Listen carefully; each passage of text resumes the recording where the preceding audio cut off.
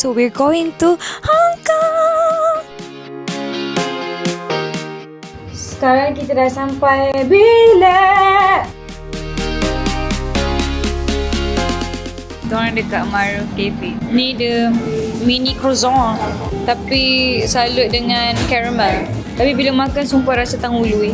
So kita order egg tart, ni sausage. And this is tiramisu. Tiramisu is my favorite. Seluruh dunia aku kan rasa. So sekarang ni kita orang dekat Masjid Kowloon. Korang boleh datang sini sebab dia betul-betul tengah bandar. Wangi sangat. Kat sini semua orang friendly. Korang best gila korang datang sini. Korang akan datang sini dengan family korang, dengan orang-orang yang korang tersayang.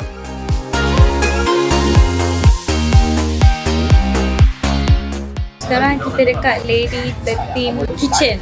Korang makanan dah sampai.